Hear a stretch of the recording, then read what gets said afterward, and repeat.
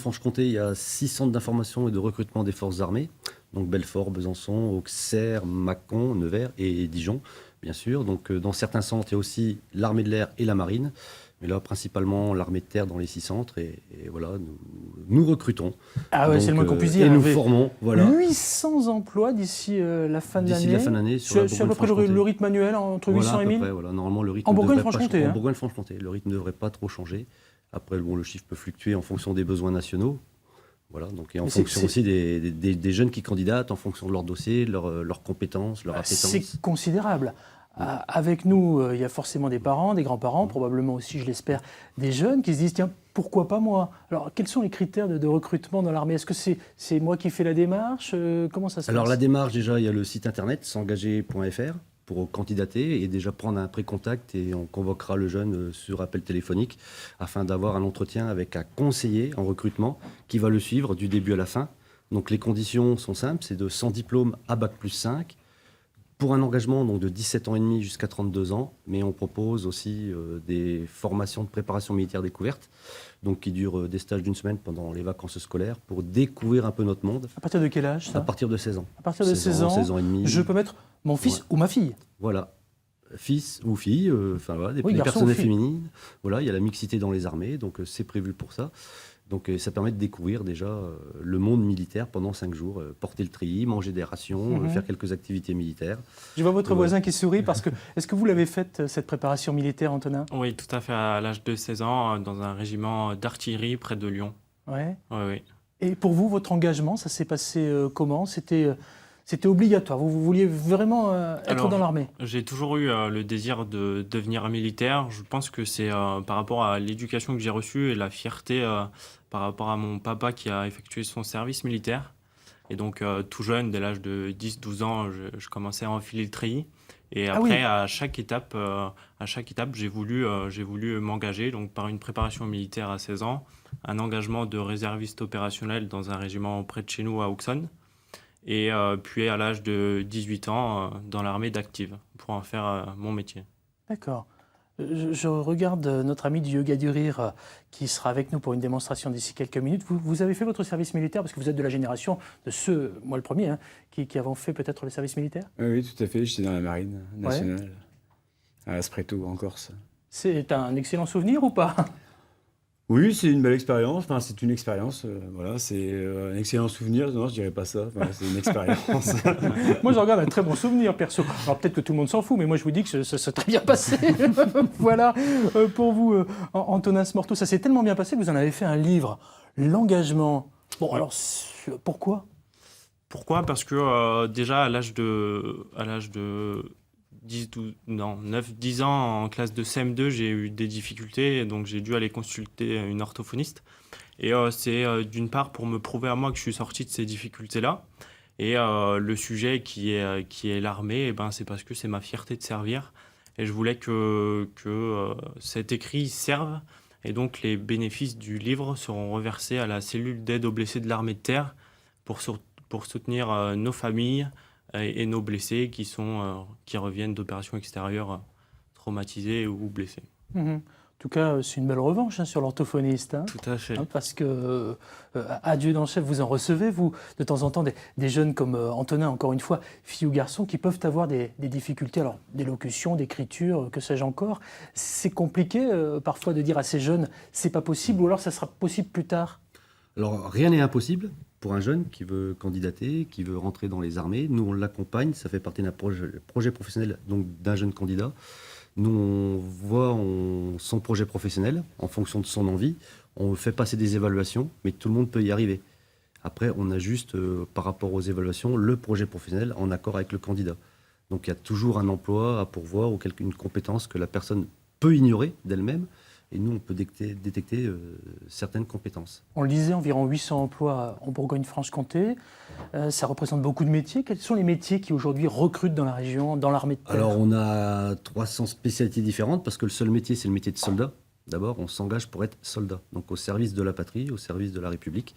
Donc, on s'engage d'abord pour ça. Et ensuite, après, on fait un métier différent, Le métier de soldat est différent, mais les autres spécialités, non. On embauche des cuisiniers, des boulangers, des secrétaires administratives. On embauche de tout, à peu près 300 à 400 spécialités différentes. Donc tout le monde a sa place, comme dans le civil, dans les armées. Quand on s'engage dans l'armée, est-ce qu'il y a des questions à se poser quand même à un moment? Est-ce qu'on va continuer ou pas? Est-ce que le métier est intéressant? Donc pour ça, on propose, au début, on est sous contrat, donc des contrats de 1 an, 3 ans, 5 ans. Après, le jeune à qui ça ne plairait plus, au bout d'un certain temps, il peut éventuellement partir. Voilà, c'est sous contrat. Et après, les gens les plus intéressants, ils peuvent rester, il n'y a pas de souci.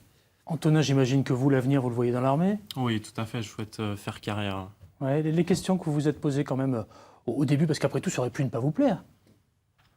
Effectivement, ça aurait pu. Après, j'étais réellement motivé et réellement renseigné. Donc j'ai passé beaucoup de qualifications qui m'ont continué à poursuivre cette voie. Et donc, je vais continuer à pratiquer des stages pour évoluer. Alors, vous l'avez dit tout à l'heure, vous avez fait une préparation militaire, on peut la faire, je le rappelle, hein, à partir de 16 ans, fille ou garçon. Pendant une semaine, vous n'avez jamais eu envie, par exemple, aussi de vous engager dans un collège militaire? Parce qu'il existe des collèges militaires. Alors, il existe, je pense qu'à cette époque, je n'avais pas les bonnes informations et donc j'en ai pas eu l'opportunité. Je vais vous montrer un exemple, parce qu'il en existe seulement 2 en France. Peut-être que vous connaissez celui d'Autun, qui se trouve en Saône-et-Loire. Nous avons, nous, suivi la rentrée des élèves de 6e, une rentrée au carré. Vous allez voir. Allez, repos, regarde. En avant, marche. Allez, on y va. C'est une rentrée millimétrée, au pas bien décidé. Une démarche au carré, le col bien plié, tous les détails comptent. Ces 50 petits nouveaux ont seulement 11 ans et cet uniforme sera désormais leur seconde peau. C'est pas très classique, mais on en est fiers parce que on a beaucoup travaillé pour pouvoir entrer dans cette école. Et puis aujourd'hui, ça y est, on est là et on a réalisé notre rêve, donc on est très fiers de le porter. Si jamais cet après-midi vous êtes perdu, vous venez nous voir au bureau, ne pleurez pas. La chef de peloton, c'est un peu la maman de la troupe. Elle rassure, mais doit surtout transmettre la rigueur. Vous savez déjà vous mettre au garde à vous. On est d'accord. Et en position de repos. Bien.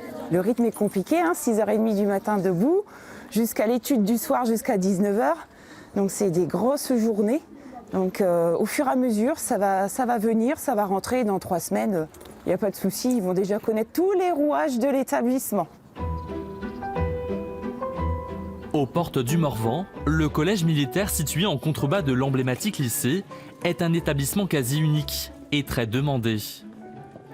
Les règles de vie au sein du collège, vous en connaissez déjà certaines.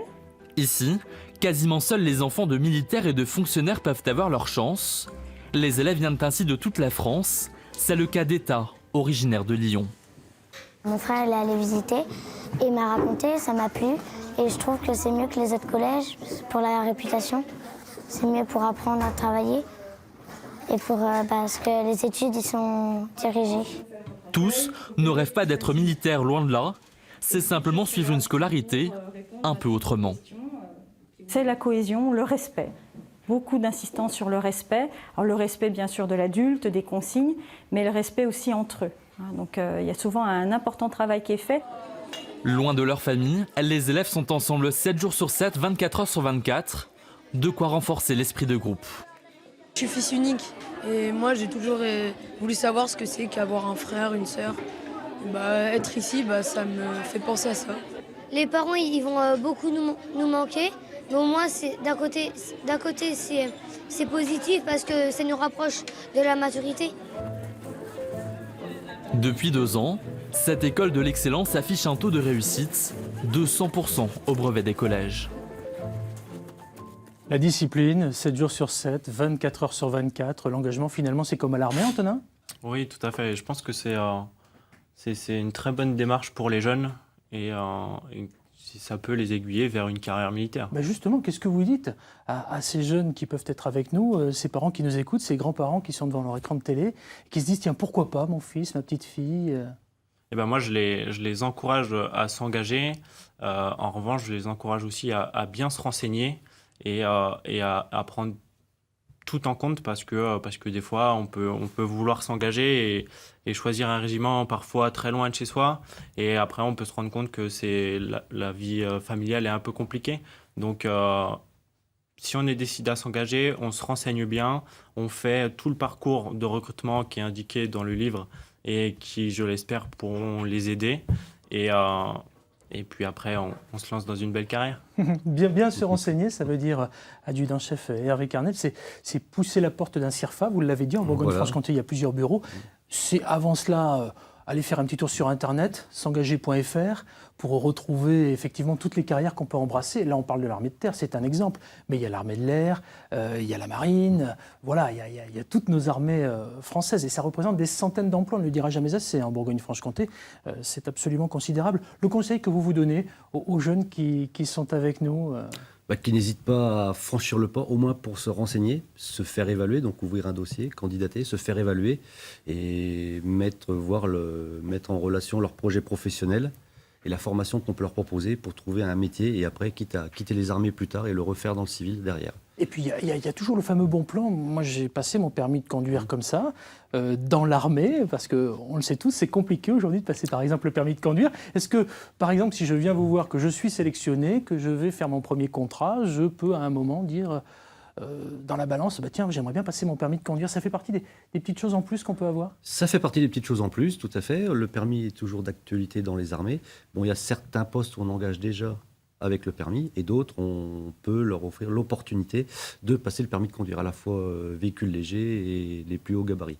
On n'a pas parlé argent, mais il faut quand même les yeux dans les yeux qu'on en parle, parce que évidemment que c'est une question que l'on doit vous poser. On est recruté à partir de combien ? Alors les plus jeunes, les contrats d'1 an, c'est 800 €, c'est renouvelable 4 fois. Bon, ça c'est des cursus particuliers. Les plus jeunes, c'est-à-dire à partir de 18 ans ? 17 ans et demi, 18 ans, en fonction d'un certain cursus, surtout pour les contrats d'1 an. Donc les volontaires de l'armée de terre vont toucher à peu près une solde de 800 € par mois. Donc c'est des contrats, c'est net. C'est logé, nourri, logé, instruit. Il y a toujours les 75% sur le trajet SNCF. 75% de la SNCF, très tout bien. à fait.